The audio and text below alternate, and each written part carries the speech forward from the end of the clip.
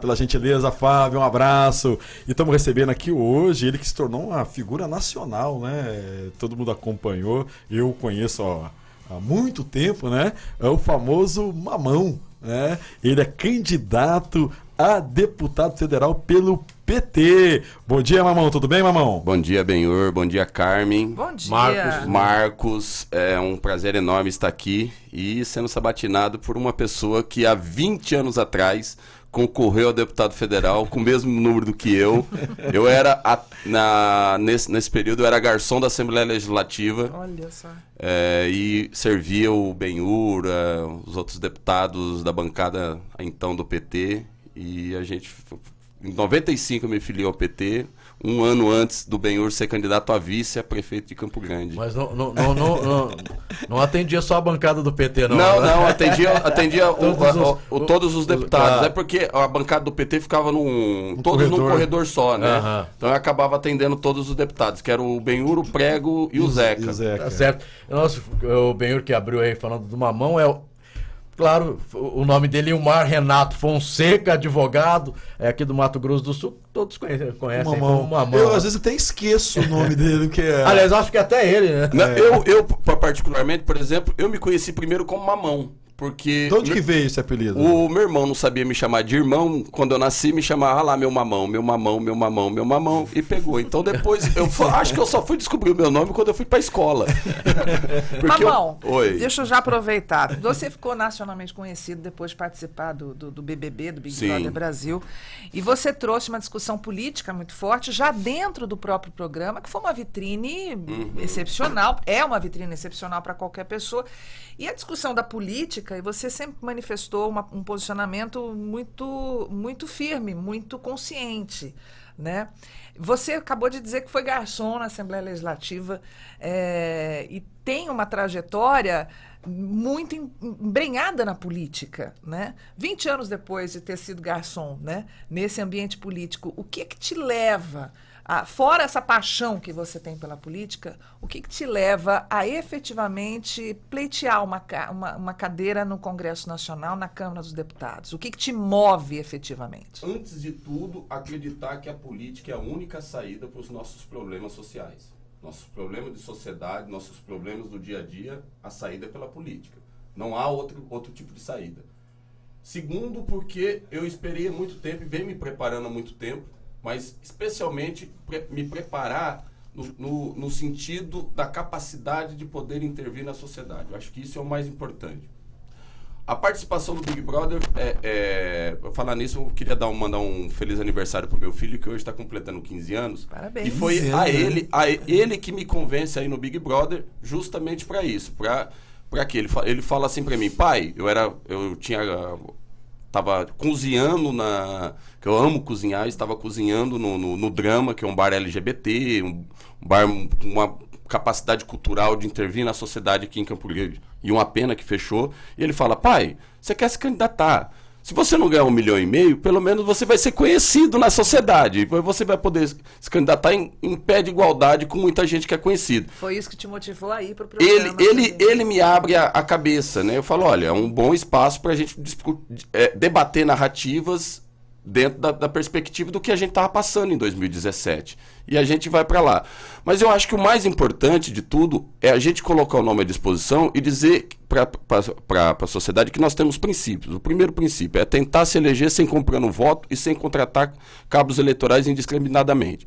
Quem vai dizer para nós, candidatos, se é possível se eleger sem uma estrutura, uma mega estrutura para deputado federal? É a própria sociedade. É possível? Eu acredito que sim, porque senão não estaria colocando meu nome à disposição. Porque o que eu escuto muito nas andanças que a gente vai, todo político é corrupto, não sei o quê. Mas a gente tem que ver também que culturalmente a sociedade também trabalha... Não, eu acho que nem não é corruptível, porque a gente falar em corrupção nesse sentido de um país de miserável como o nosso, né, é muito difícil. E a classe política usa disso, da miserabilidade do povo, para chegar na época de eleição e falar, eu vou te dar R$500, eu vou te dar um tanque de gasolina, vou pagar um churrasco para você, eu vou te dar um bolo. Eles nem entendem que isso é corrupção. Porque onde bate a fome, a consciência se esvaira. né? Então a gente tem que debater muitas coisas no Brasil que são importantes e que cada vez mais é colocado em segundo plano. Para você ter uma ideia, em 2018 a gente tem trabalho escravo ainda. Nós somos um país que a escravidão foi abolida há 130 anos. Isso para a história é um segundo. Então a gente está num estado em que índio não tem nem condições de ser chamado de índio, de gente, porque a ele é só dado o tratamento de indigente. Então a gente tentar fazer um debate desse, num estado como o nosso, e aí esses dias eu estava até conversando e falando, olha, a última candidatura que veio da sociedade, que intervia na sociedade e que se elegeu praticamente com uma onda, que eu acho que quando pega a onda, foi a do Benhur, há 20 anos atrás. Depois, a gente não conseguiu mais construir lideranças com a capacidade de intervenção na sociedade. O resto é tudo fabricado. Todos os políticos hoje em Mato Grosso do Sul são fabricação da superestrutura, não da sua inserção na sociedade, da sua compatibilidade. Eu falo hoje que o espaço da política, inclusive, é o espaço oh, meu Deus do céu, da mediocridade.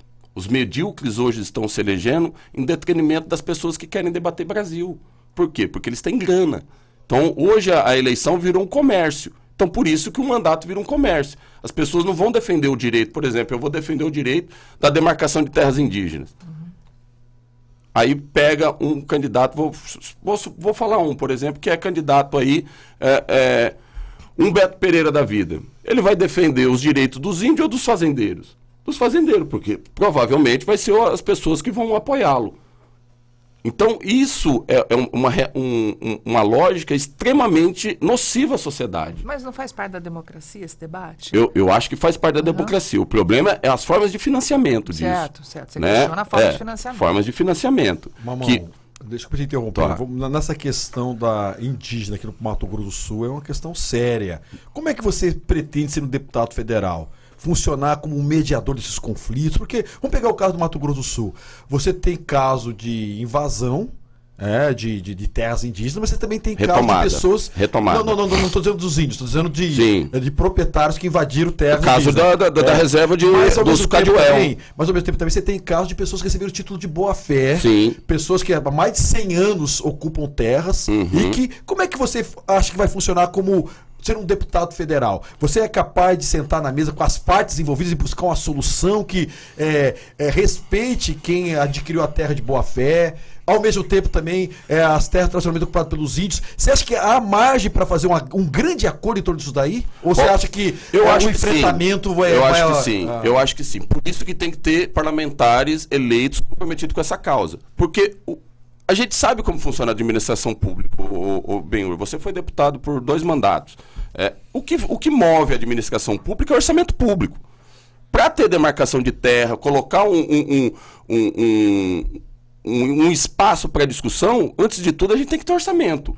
Se a gente não tiver o dinheiro lá carimbado no orçamento público, não tem discussão, né? Agora, o que eu acho que tem que ter eu particularmente, fiz mestrado e minha dissertação é sobre isso daí. Mediação e solução de conflito em reintegração de posse em terras indígenas na fronteira do Brasil com o Paraguai.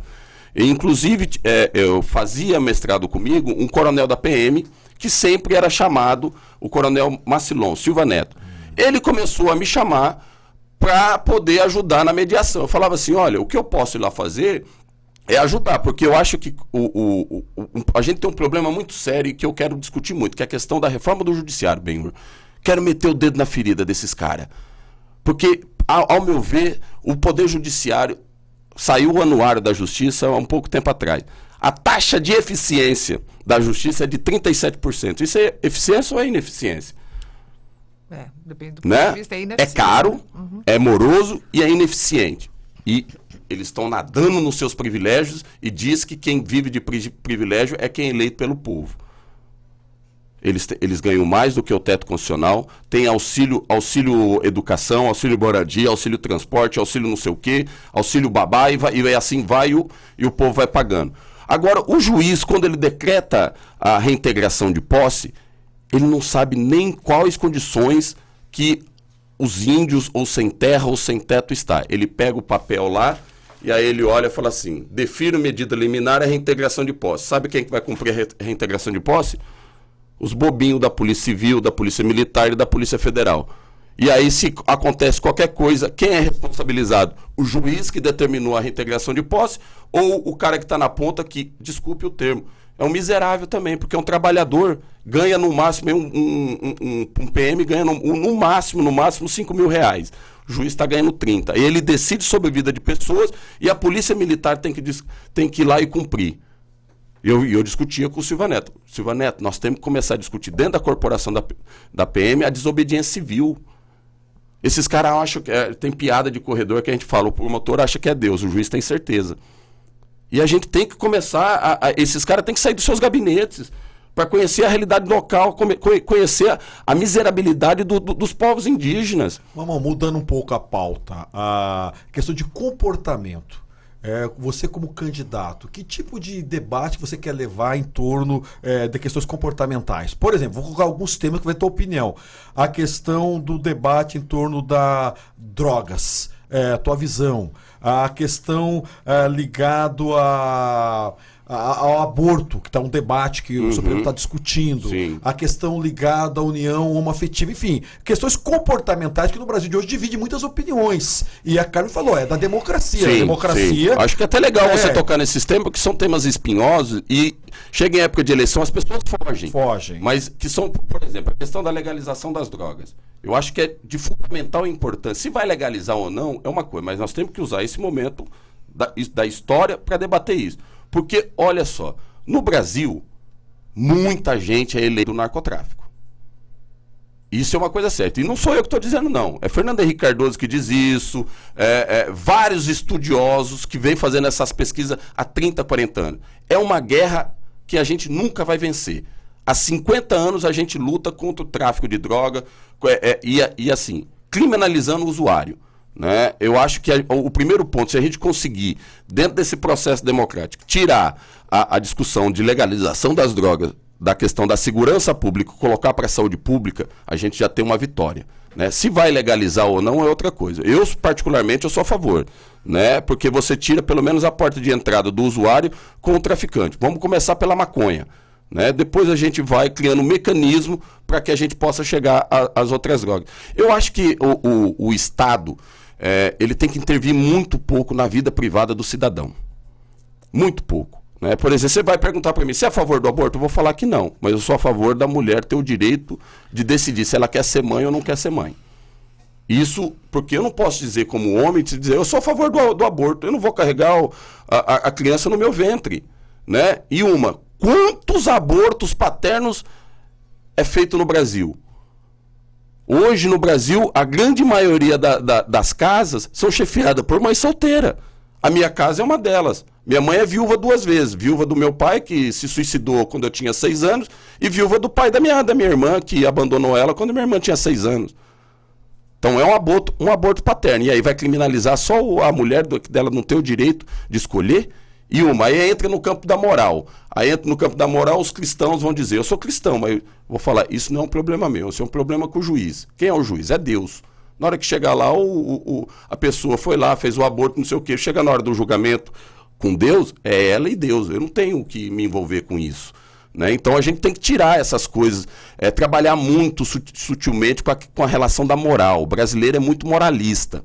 E aí essa coisa da religião querer intervir sobre alguns aspectos que cabe apenas ao Estado regular, eu acho isso muito preocupante. Né? Respeito todas as religiões, mas em alguns temas eu acho que o Estado tem que... E aí é por isso que tem o tal do ativismo jurídico, que eu acho que inclusive está exacerbado no Brasil. Né? Outro tema, qual que foi, bem? Não, acho que na verdade você já respondeu, porque se posicionou, né? Sim, eu acho que o debate... Eu acho que tem que ter... Pô, você saiu candidato, se posicione, meu caro. Não fica empurrando as coisas com a barriga. Eu acho que isso é uma coisa que também é nociva para a democracia. As pessoas não têm posição e têm medo de tomar posição. Eu, por exemplo, meu primeiro princípio da minha campanha é Lula livre. Se as pessoas gostam ou não gostam do Lula, é um direito delas, mas elas têm que respeitar o meu posicionamento ideológico e o pensamento jurídico sobre o caso. Né? Então, eu tenho particularmente, e depois eu tenho 13 princípios que eu vou defendendo. né? Agora, você falou aí a respeito do Lula livre. Essa situação do ex-presidente, ela de alguma maneira atrapalha as candidaturas do Partido dos Trabalhadores? Qual é a sua visão com relação a isso? Olha, eu acho que a única coisa que pode atrapalhar é justamente essa coisa da liberdade do Lula, né? Dele não ter o direito de ir e vir e poder fazer os debates que a nação necessita. Você aposta ainda na candidatura dele à presidência da República? Olha, ele é candidato até então, o TSE ainda não negou o registro da candidatura deles, mas negando o registro da candidatura deles, coloca o Brasil praticamente no mesmo patamar de Coreia do Norte, Venezuela, alguns países que não respeitam decisões internacionais. Eu até fiz um vídeo esses dias que a gente, a partir do momento que a gente é signatário de um pacto internacional, da chancela da ONU, ela entra dentro das hierarquias da lei abaixo da Constituição.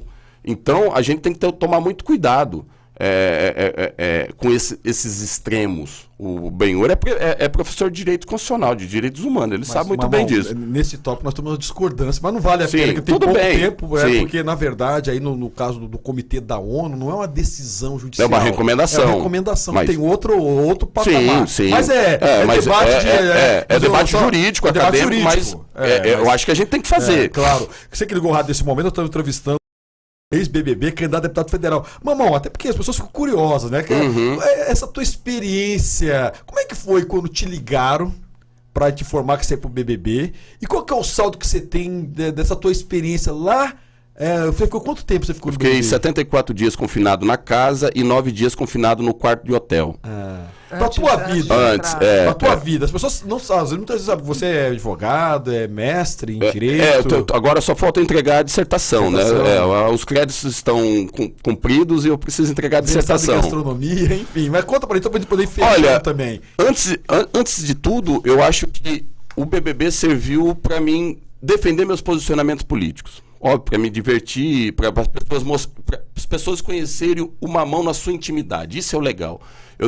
Uma das coisas legais, por exemplo, eu tô aqui. Eu só tô aqui não é porque eu sou candidato a deputado federal.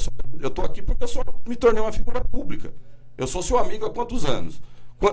Primeira vez que você está me entrevistando. É verdade. Né? Então, abriu muitas portas. Mas também aumentou e muito o grau de responsabilidade com que a gente fala, com que a gente defende. Não posso fazer mais certas regalias que eu poderia fazer antes. Por exemplo, na questão do direito ao divertimento. Né? Porque se eu sou figura pública, parece-me que eu não posso mais tomar uma cerveja com os amigos. Tem que ficar sempre cuidando essa coisa dessa tal da liberdade assistida que nós vivemos hoje, que tudo é televisionado, tudo é fotografado, tudo é filmado. Qualquer coisa que você fala, por exemplo, numa brincadeira, te coloca numa saia justa, ou a pessoa edita e coloca aquilo como uma verdade e vira uma verdade. Né? O ódio que tem nas redes sociais das pessoas perderem o seu tempo para xingar você, ela pode muito bem passar ali e falar assim, olha, não concordo com isso, toca a timeline para cima, não, mas ela para xingar. E aí eu falo assim, meu irmão, onde que nós vamos chegar? As pessoas estão com tanto ódio no coração, por causa de quê? Né? Então, nessa eleição, a gente quer trabalhar muito com amor e humor. Muito amor e humor. Que é possível a gente discordar, mas eu gostar das pessoas, eu amar as pessoas e dizer o seguinte, companheirinho, eu não concordo com você, mas eu te amo. E eu acho que isso é o mais importante de tudo. Se a gente vai conseguir se eleger ou não, isso é secundário dentro do processo. Óbvio que eu gostaria de chegar no dia 7 de outubro, ter uma vitória política, uma vitória eleitoral. Quem não gostaria? Né? Mas quem vai determinar isso vai ser o povo, né? Tá certo, né, Marquinhos? Conversamos aqui com o advogado sul-mato-grossense Wilmar Renato Fonseca, o Mamão, candidato a deputado federal pelo PT, a quem agradeço a presença aqui no programa Tribuna Livre, desejando muito sucesso nessa caminhada, Mamão. Eu agradeço imensamente o espaço a mim concedido. Para mim, eu acho que a gente consegue debater alguns temas de suma importância aqui e chegar a mais pessoas de que é possível construir uma candidatura popular, uma candidatura não alicerçada nas grandes estruturas de campanhas eleitorais. Eu costumo dizer que nossa campanha não tem dinheiro, mas a gente tem muita ideia e muitos sonhos. Eu acho que isso é o mais importante. Dinheiro move o mundo? Move, mas antes de tudo, as ideias movem o mundo. Eu queria agradecer a cada um de vocês, dizer que estamos à disposição. Quem tiver interesse em saber das nossas propostas, de como a gente está se organizando, vai nas nossas redes sociais, todas são @ilmaroficial. E dizer uma mão vai na cabeça, 1313. Nossa, muito obrigado, então, conversamos aí com... Ninguém pode acusá-lo de ficar em cima do muro, né, Marquinhos? Não, com certeza não. Tem lado, né? É verdade.